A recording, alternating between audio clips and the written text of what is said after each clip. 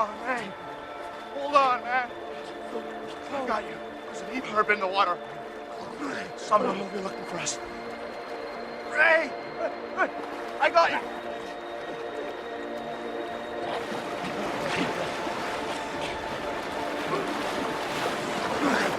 Hey.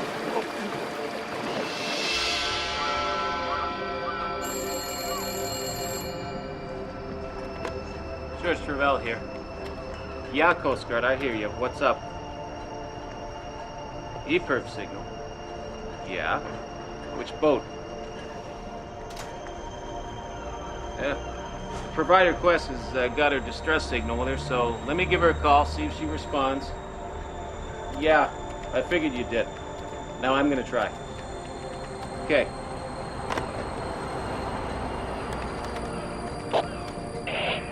Provider Quest, Provider Quest, Provider Quest. This is Nootka Packing, Nootka Packing, over. Provider Quest, this is Nootka Packing. Joe, Mike, anybody, over. Provider Quest, this is Nootka Fish Packing on channel 16, over. She goes under in a flat sea. Found John in the boat and the old man in the water nearby. Still have one body missing. Now there's 2 survivors? Yes, sir. All right. Take them away. Just take them down to the morgue. Excuse me, who's in charge here? That'd be me. My name is Dominic Vincis. I'm from the coroner's office. I'm wondering if you would have any objection to us seeing them. Hold it up there a second, will you, fellas? For the family? Yeah, this is Terry Vale, this is Joe's wife, and this is Christina Vale, John's wife. And you are? I'm Gina Vale Kipman. Ray Vale Kipman's my husband. He's still missing. Also, John's your father. Yeah, and Joe's my grandfather. I'm very sorry for your loss. Are you sure you want to do this here? Yeah. Okay. Okay, we'll go ahead. I'll just ask you not to disturb them.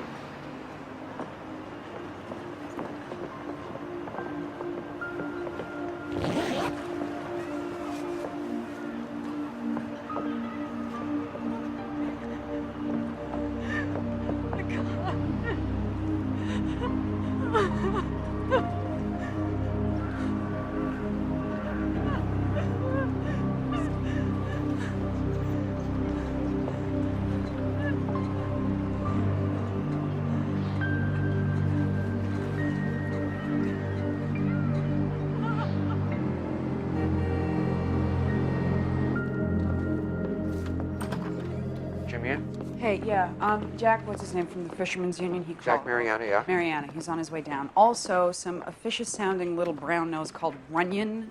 He's from the fish packing company that owns the boat. He wants to have lunch with you today. What? Nobody's wasting any time. Jimmy!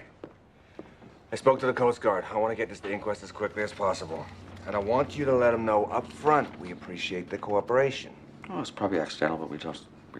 Yeah, well, unless we get something from autopsy that points us in a different direction, we're gonna run with this. Fine with me. Did you see that rescue report? What'd you think? I'm not happy with these response times. No. And the boat went down by an unmanned lighthouse. Like stirring up an old stew, huh? No, hey, one sec. Patricia, Yeah? you not started the autopsies, John Vale and Joe Vale? Sign's prepping them now. I'll let you know. Oh, Jack. Dominic, in your office.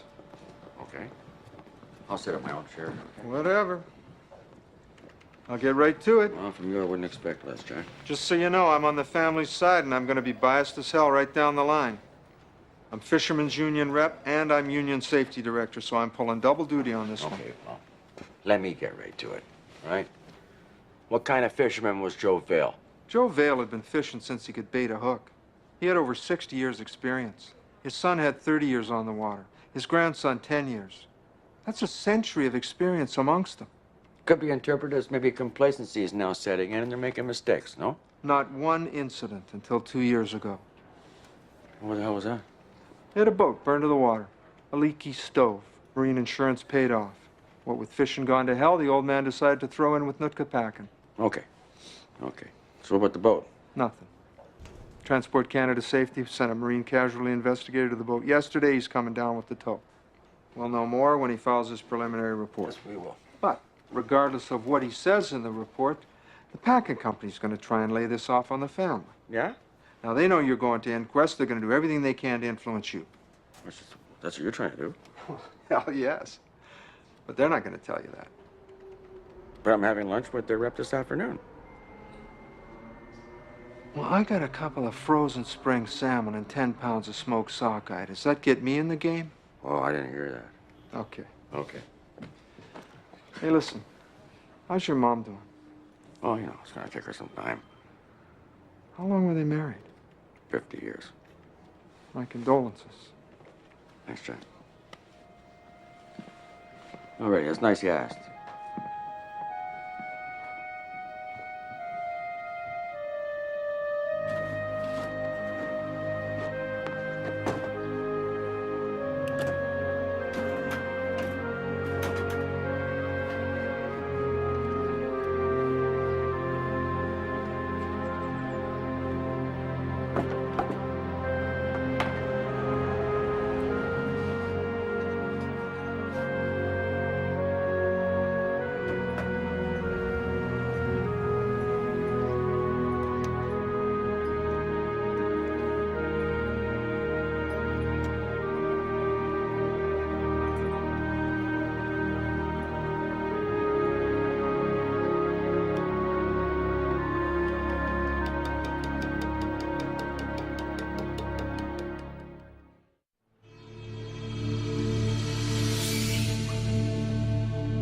I performed the autopsy on the father. Patricia took the grandfather. They're both drowned? There's evidence of hypothermia and drowning. Yeah. We also did just get the tox results back. What about that? Jovial had high levels of alcohol in his system. Did he do his job? I don't know his job. What about the son? Was he drinking too? Son's alcohol was somewhat more metabolized. It was probably earlier he was drinking. His father, on the other hand, he might have had a drink or two just before the accident. Doesn't mean it affected his performance. Usually does. I don't know. Sometimes it actually helps, Patricia. Helps how? It helps. You're out there, it's 20-knot winds. You're freezing your hands to the bone. A little shot of rum and gets the blood going again. Warms the body, drains the brain. Depends on the individual, I always say. I assume from your attitude that you're expecting some tough questions at inquest. You betcha. So what about the other artifacts? Some post-mortem injuries, some pre. The father had a broken nose. Son had a wound on the back of the head. Both of those we think were pre-mortem. You doing histology on those? Mm-hmm. I don't like surprises. I just don't want surprises, okay?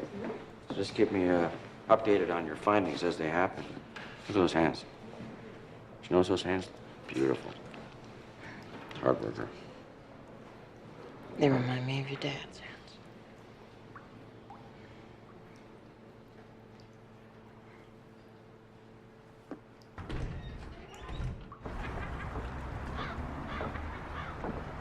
Hey, Dom. Jack? Did Mom get that fish all right? Yes, she did. Thank you.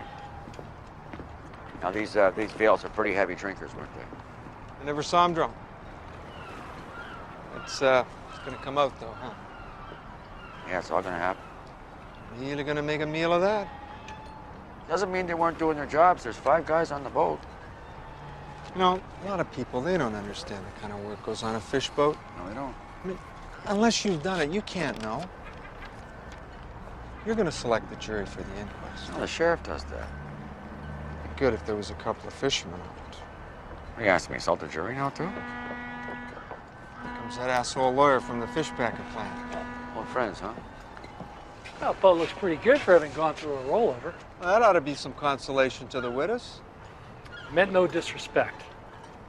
All right, fellas, have you ever got their copies of the casualty report? Should we take a walk through? Now, it says right here that when they found her, all the hatches were open. Could be they were open while they loaded more fish.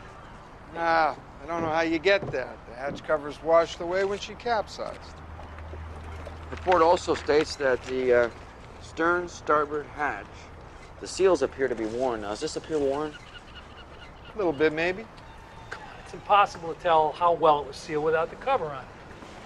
You need two pieces of a puzzle to tell how tight it fits? Okay, next item is the lazarette door. It says here it's lashed open. Yep. No, he's right about that. You can see it right there. And if these scuppers there were blocked, then any water she might have shipped wouldn't drain off and could downflood into the engine. What's going to block the scuppers? Crew gear, nets. Never seen that in my life. Okay, now what about the nets? Where are they?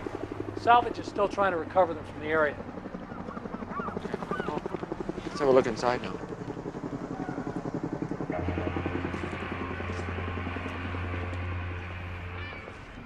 Okay, now, according to this is exactly the way she was when they rolled her over. There's the throttle, which is still slightly forward, and automatic pilot's off. So that means what? Someone was at the helm? Yeah. Yeah, report says when they found her, the rudder was turned about 30 degrees to port. Well, that doesn't mean a thing to me. Either you're turning left or you're turning right. Not while you're loading fish. You already got it figured out they were loading fish. How can you tell what the hell was going on? Why don't you just get some tea leaves, open yourself a little booth at the psychic fair? Gentlemen, we're just dealing with the man's initial report here, okay? We still have 2 survivors yet we haven't interviewed, so let's just deal with it like this. Let's respect the fact that tragedies occurred, and we're going to get a fair reading on things. I'll need the logbook and the stability booklet for a start. Probably over here in one of these drawers. Here you are. Oh, no. Is it all right? Yeah. No, it's not. This is for another ship. This is the stability booklet for the Hecate Warrior. Yeah, the Hecate Warrior. That's the Provider Quest sister ship. They're identical. Identical? Really? Was there any stability problems with this ship? Nope. Both boats have good reports. Okay, is that the logbook? Yeah. For this ship? Yeah. Okay, good. I'm gonna take a few moments to look around myself. Thanks, gentlemen, for coming down. I really appreciate it. Thanks for your time. No problem.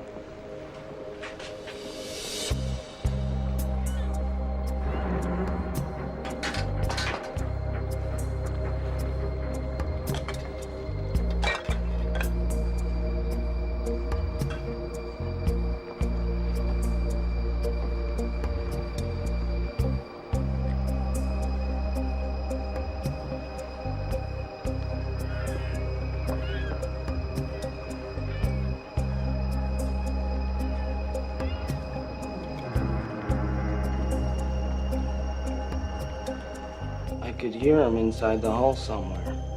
He was trapped. I found out later it was John. I don't know how he got trapped under there. The last time I saw him, he was in the wheelhouse.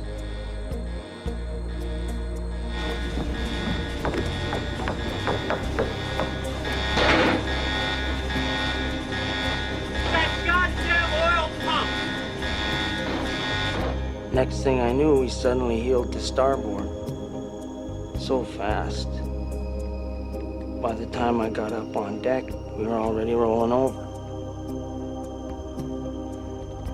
Went into the water. It was so cold, I lost my air. Panicked a little. My head was pounding. I surfaced, looked around for something to hang on to, looking for the boat. I saw the hull roll up like a whale and swam over, climbed up on top. That's when I heard the hammering on the hull.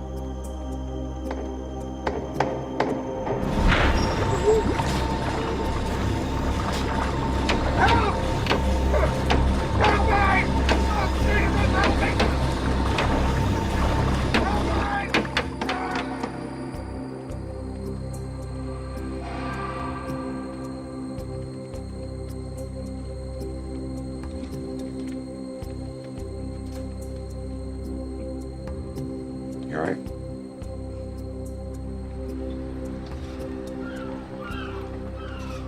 Excuse me? Excuse me, are you Michael Bell? Yeah, that's me. How do you do? My name's Dominic Da Vinci. I'm the coroner. Your mother said I'd find you here. I'm not talking to you. Talk to me now or talk to me later. I'll make it later.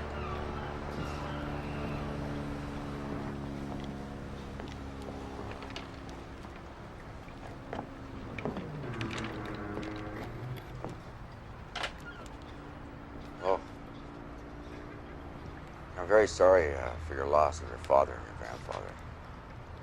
Thanks.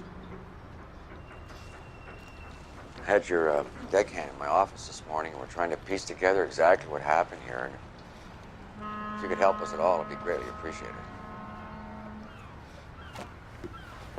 I can't help you. Sorry.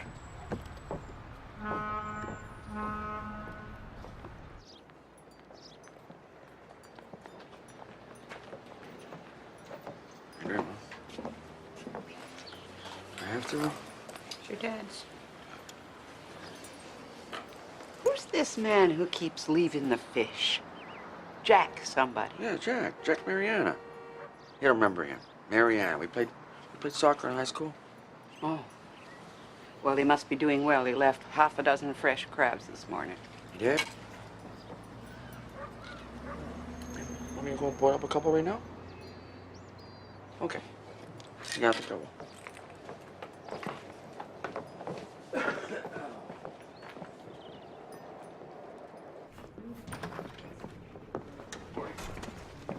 Morning. Morning. What is that? For you, I brought you a crab. Look, this one's almost getting out. Here you go. I can't eat it. I'm allergic to shellfish. You know, I swell up like a tomato and I can't breathe and I have to be rushed to emergency. Okay, no problem. Morris? Thank you. No problem. We're still moving, baby. Yeah, man, love it. Love it. Jerk those up, eh? Now, I need that preliminary jury list from the sheriff's office. Yeah. They come? Okay. I need them. Let's go. Time. That's it? Great. Who we got here? Marine insurance salesman? I don't think so. Fisherman's wife? Good. Dock stevedore? No. No, maybe. Good, strong union. Love this guy with the tugboat ticket. Which guy? Joe? Joe's a woman. Short for Joanne. She's a cook. Well, that's okay. We need a couple of women in there. Yeah. Marine biologist I love. Also a woman. All right, it's a pretty short list. I think we better get some more choices for the sheriff. If you could take a look through the voters list and pull anybody who's working in an area where the resources are running out. Hazardous, also very good. Okay. Are you looking for the sympathy? No, not really. I just want people who can cut through all those tears and all that rhetoric that'll be flying around. I got you. Hey, Al. What's going on? Nothing. Just, well, we hadn't seen you for a while, so we just stopped by. Just want to check you out, see how you're doing since your old man passed. Oh, that's nice. Come on in. What are you doing out in the hall? Come on. Yeah, well, you know. Sure made a good bottle of wine, didn't he? Oh, yeah. The best. Actually, that's my grandpa's wine. Really? Old family recipe. There are 3 or 4 bottles still up at the house. You guys want to come over? I'll put a salmon on the barbecue. When, tonight? Yeah, why not? Not tonight. Why not? No, okay. I can make a call. We can make a call. Love them. Morris Winston? Yeah. You up for barbecue? Barbecue? Yeah, man, every time. All right, I'll need those crabs back. Sure. They're on ice in the morgue.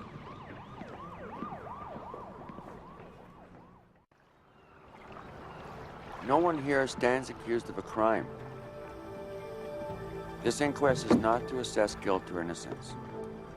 You will hear how 3 fishermen, 3 herring fishermen, Joe Vale, his son John Vale, and his son-in-law, Ray Vale Kipman, all drowned when their fishing boat, the Provider Quest, capsized on March 10th of this year. You will also hear from various witnesses, various experts, and also 2 survivors from March the 10th. One is the grandson, Michael Vale, and the other is Paul Stiles, who's a deckhand. Now, as jury members, what you'll be asked to do is to weigh all the evidence and then to render a verdict. But you'll also be asked to make certain recommendations based on the events that we're dealing with. For the purposes of this inquest, Mr. Robert Kelly will act as the coroner's counsel, so he'll begin the questioning. Thank you. It's a distress signal called an EPIRB, Emergency Position Indicating Radio Beacon. We picked up the first EPIRB from the Provider Quest at about 4:30. But it was still approximately 45 minutes before a helicopter was dispatched. Why was that? The signal is sent via satellite to Command Center in Ottawa, where the identity of the vessel is kept. That information is then faxed to Rescue Coordination Center in Victoria, and an attempt to contact the vessel is made at that time. If that fails, we rely on orbiting positioning satellites to narrow down the location. In this case, a charter jet picked up the same EPIRB a half hour later, and that gave us a better idea where to look for her. And when you eventually reached the provider quest, what did you find? The vessel had capsized, and one survivor was on top of the hull. We found another body in the water nearby and recovered a body from inside the vessel. A couple hours later, auxiliary rescue picked up a fourth man alive. He drifted a ways away. The fifth crew member, Ray Vale Kipman, is still missing and presumed drowned. Thank you. That boat went down where? Could you show the jury? Sure. Thanks. 2 nautical miles north-northwest of Sisters Lighthouse. Right here. Okay, and the nearest auxiliary rescue was where? Deep Bay, right here. But we couldn't call auxiliary rescue until we'd assessed the situation. And why not? Because you knew where the boat was. Didn't know if we had a false alarm. 99% of all EPIRBs we get are false alarms. Now, on March the 10th, the entire herring fleet was out. How many false alarms did you receive that day? We didn't get any. Are there any questions for this witness from the jury? None. Mr. Onion. What was the state of the safety equipment on the boat? We recovered several survival suits. 2 were in fair condition. 1 was unserviceable. But it appears that she rolled over pretty fast, so I doubt they would have had time to get into them anyway. And how fast can a boat like the Provider Quest roll over? A matter of seconds. The engine and galley room doors were found to be open, so downflooding would have happened pretty fast. Thank you. All right, the witnesses. Excuse me. Excuse me. My name's Gina Vale Kipman, and I'm a legal secretary. I would like to request standing at this inquest. Are you representing the family? I'm representing my husband, Ray. He was the 5th crew member, and he's missing and presumed drowned. I have no objections. Do you have questions for this witness? Yes. Thank you. You said that you recovered the body of my father, John Vale, from inside the vessel. Yes. And while your diver was looking for other victims, he searched the entire vessel, including the galley. Is that right? Yes, ma'am. According to his report, he states that he noticed a galley window was damaged. That's right. He said it appeared to have been smashed. So that happened before the boat rolled over. It's hard to tell. The herring fishery is pretty intense, isn't it? That's true.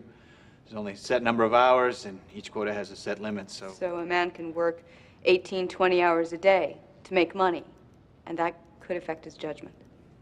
Ma'am, personally, I don't know of a man who works on a boat, doesn't have a healthy respect for the sea every moment he's on board. Both victims showed signs of hypothermia, but the cause of death was saltwater drowning. I see. And if someone was to go into the water at that time of year, what are their chances of survival? Winter seawater temperatures are around 7 degrees Celsius, give or take. At that rate, an average adult has a survival time of less than 2 hours. And if they had an immersion or a survival suit? Well, it would depend upon the body weight of the individual and the type of suit, but men have been rescued safely from the water after 24 hours. Thank you. You stated that the blood alcohol level of the skipper, Joe Vale, was high. In your opinion, could his performance or judgment have been impaired? It's possible, in my opinion. Thank you.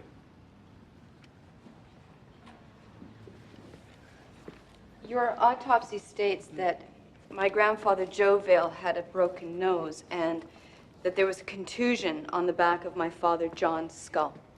That's correct. Is there any way of determining when those injuries took place? The wounds had already begun their healing process, so it's probable that the injuries occurred sometime the previous night. Thank you. Thank you very much. The witness is excused. Right now, we're going to adjourn for lunch. After lunch, we're looking at the boat. There's transport provided, but we're in recess until then. Thank you.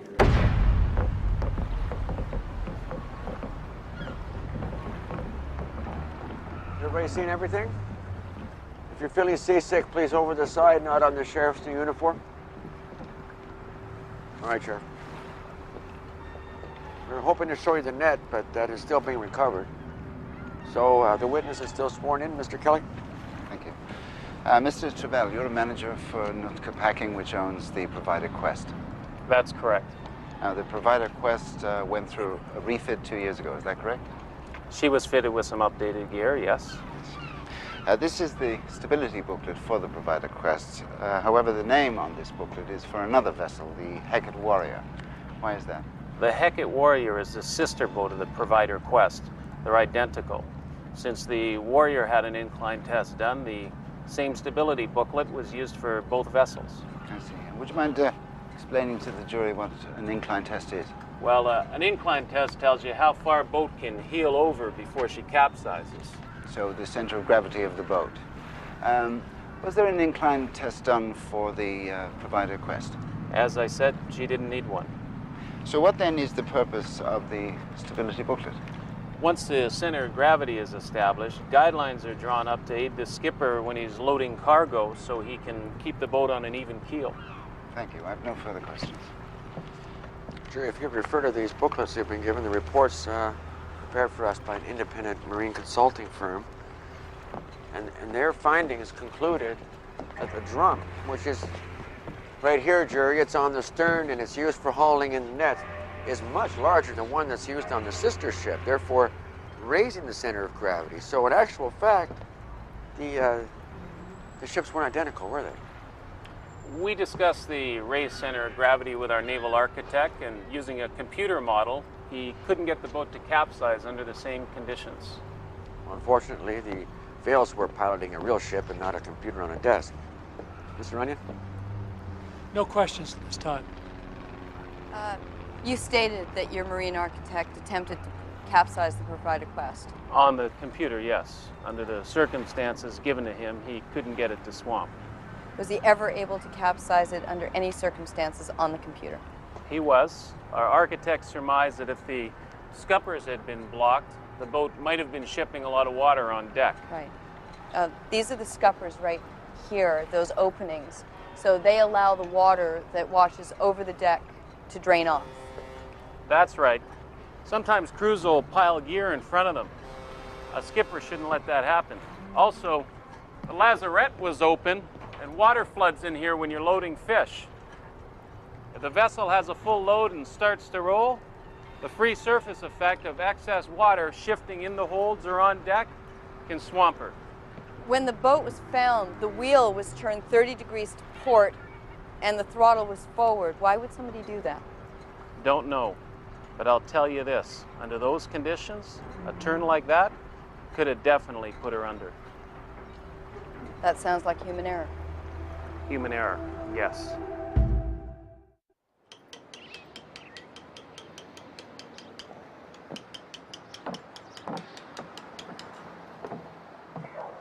Oh, let me see that. No, it's Oh, let me get something for it. worse than it is, Ma.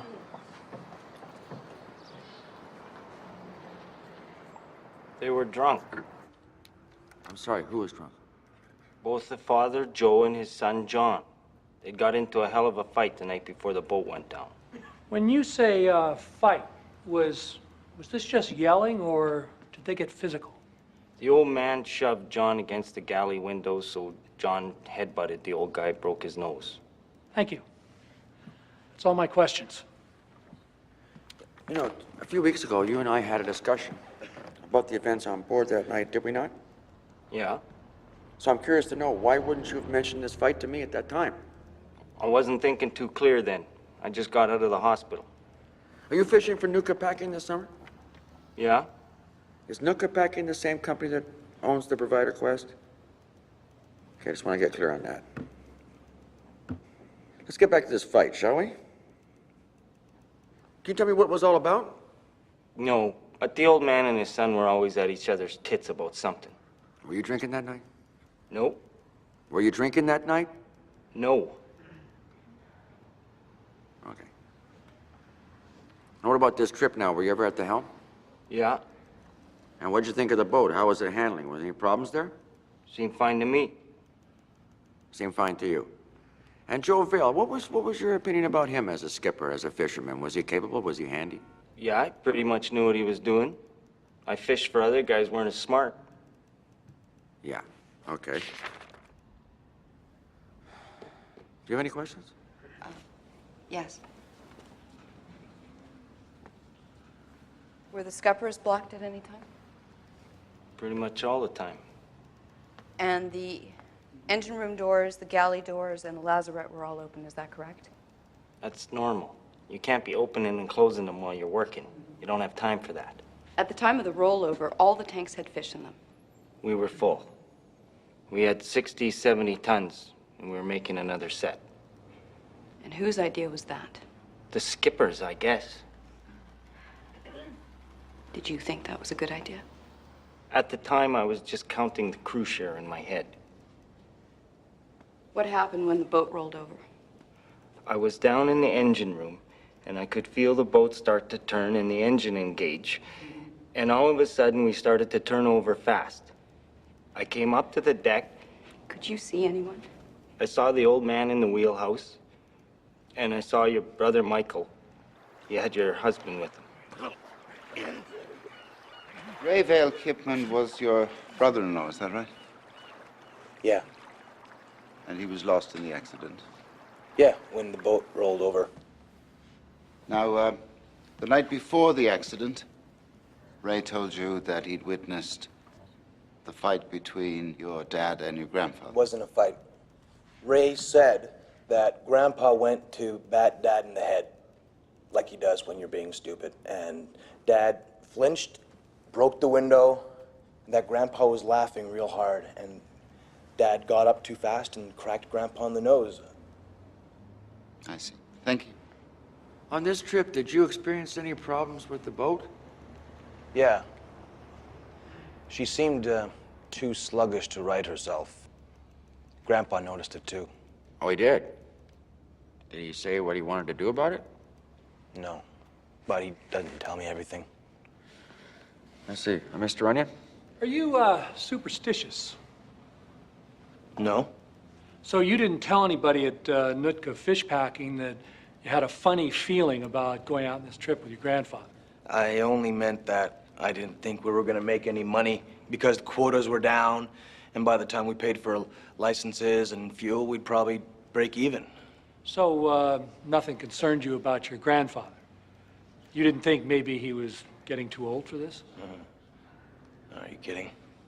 All right. The fact that the boat was sluggish, was that a concern? Yeah. But not enough to stop fishing. There wasn't anything that we did on this trip that we haven't done 100, 1,000 times before. We've been doing this all our lives. Grandpa, Dad. And they wouldn't have done anything to put me at risk. Or anyone else. So even though you thought there was something wrong with the boat, you kept on fishing. All right. Where were you the night of the fight? I was sleeping. So you didn't actually see the fight or whatever it was that happened between Dad and Grandpa? No. And Paul said he didn't see it either. Besides, Gina, you know damn well what happened that night. Because your husband called you and told you. Because Ray always called you to say goodnight. Paul testified that the boat had a full load, but you were taking on another set, is that right? We were going to hold the fish in the net until the Hecate Warrior could offload because they had room in their hold. But when Grandpa couldn't raise her on the radio, he thought he'd turn the boat away from the island, maybe help with reception. So he puts the throttle forward and he turns the wheel. That's how it's done, yeah. Knowing that the boat was too sluggish to right herself. That she had taken on a full load, had taken on a lot of water while you were hauling on fish because we know that the scuppers were blocked. He puts the throttle forward and turns the wheel and the stern goes under. Well, he didn't do anything wrong. Was he drinking? Come on, Michael. You and I both know he used rum to sweeten his coffee. Well, yeah, he had his coffee. Okay. But he was in control. When you went into the water, did you see anyone else? No. Nobody. Not Dad, not Grandpa, not Ray. Where was Ray the last time you saw him? In the crew's quarters. Well, Paul said he saw Ray with you in the water. Paul's wrong again. Where were the survival suits stowed? In the crew's quarters. And you were on deck when you fell off the boat. Yeah, on deck. I was on deck. Then how do you explain the fact, Michael, that you were the only one wearing a survival suit? The only one. I found one. It was in the water. Just like that. How lucky for you. What are you saying here? You promised me you'd look out for Ray, Michael. I did. You promised. I did. Would you please confine your comments and questions to the facts? Always carrying his weight. It's not my fault he was None alive. of you would ever give him a chance. Bullshit. Grandpa was a goddamn tyrant. He Bullshit. was always on his case. He had to be. We can't afford to have a green Because man. none of you would ever stand up to him. That will do nicely. I want to see the both of you in my chambers. Jerry, I apologize. This inquest will be in recess for 1/2 hour.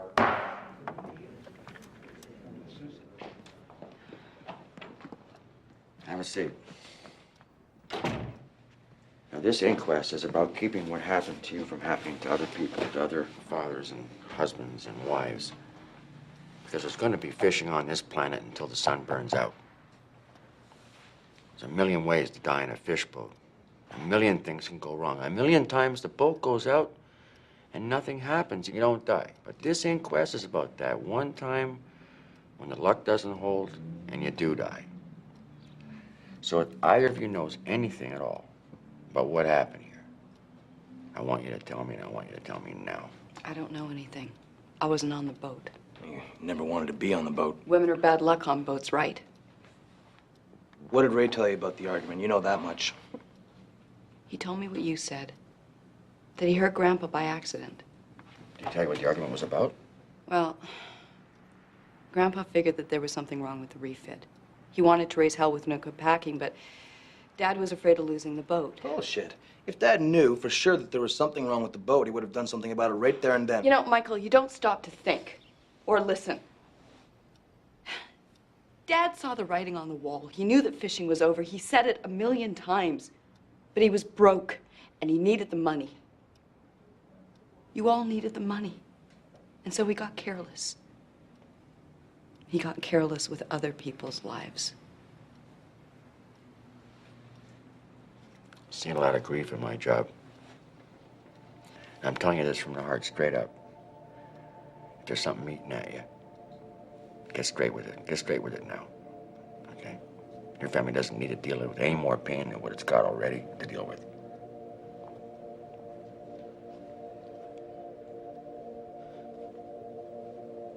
You're not gonna want to hear this.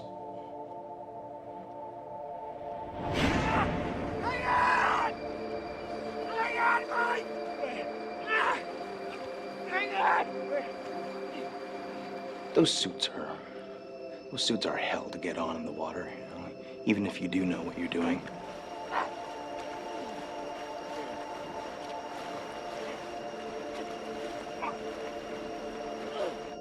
We were wet, shivering. We got mine on. Sort of. But Ray's suit, the zipper wouldn't open up. Jesus. It was stuck. And my hands were so cold. So cold. And I was so damn tired.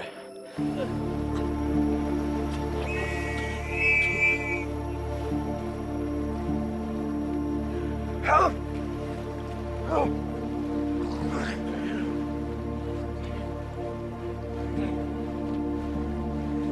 Right here. Here. Yeah. Right here. The old man, he wanted Ray.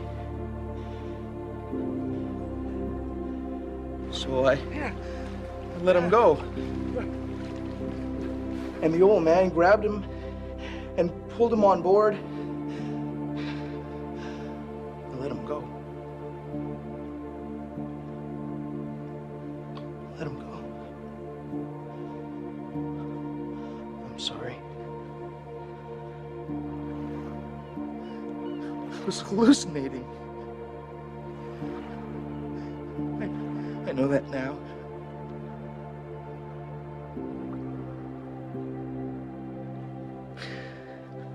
Please forgive me.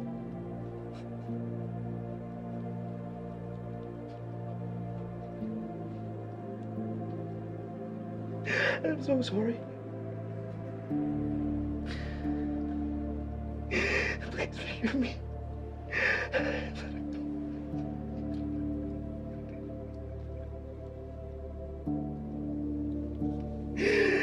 didn't mean to let him go. I didn't mean to let him go.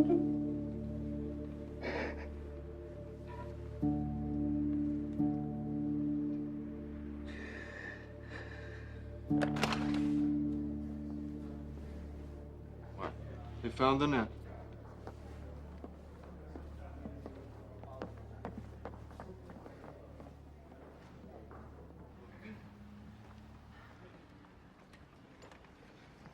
In regards to the deaths of John Vale and Joseph Vale and Raymond Vale Kipman, we, the jury, find the following. Although testimony has been given to us revealing possible problems with the boat and with the performance of the crew, both of which we have addressed in our recommendations, we find that there was not one single element that caused the tragedy. Because the net recovered from the Provider Quest did not contain any rips or tears, that would indicate that the herring that were inside the net schooled in one direction all at the same time. This is a rare occurrence referred to as a herring ball. The result of this, combined with other events, was to pull the boat under. We therefore find the deaths of these men was accidental, and the capsizing of the Provider Quest was an act of God. Finito? Yeah, I think so. Come on, wash up. Gabriella's here helping me cook. Yes, I gotta see. What are we having?